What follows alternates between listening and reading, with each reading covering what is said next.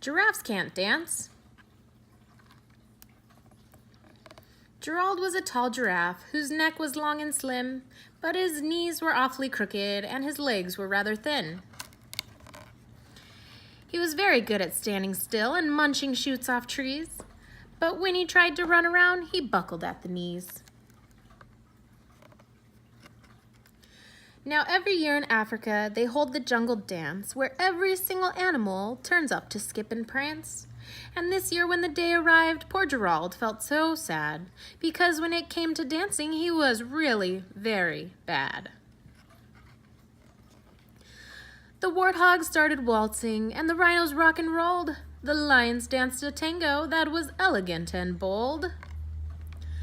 The chimps all did a cha-cha with a very Latin feel, and 8 baboons then teamed up for a splendid Scottish reel.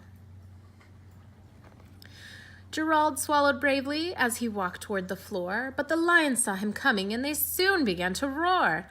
"Hey, look at clumsy Gerald," the animals all sneered. "Giraffes can't dance, you silly fool. Oh, Gerald, you're so weird."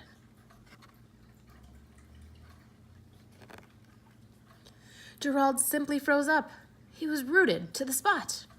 "They're right," he thought. "I'm useless. Oh, I feel like such a clot." So he crept off the dance floor and he started walking home. He'd never felt so sad before, so sad and so alone. Then he found a little clearing and he looked up at the sky. "The moon can be so beautiful," he whispered with a sigh. "Excuse me," coughed a cricket, who'd seen Gerald earlier on, "but sometimes when you're different, you just need a different song. Listen to the swaying grass and listen to the trees. To me, the sweetest music is the branches in the breeze. So imagine that the lovely moon is playing just for you. Everything makes music if you really want it to." With that, the cricket smiled and he picked up his violin. Then Gerald felt his body do the most amazing thing. His hoofs had started shuffling, making circles on the ground. His neck was gently swaying and his tail was swishing round.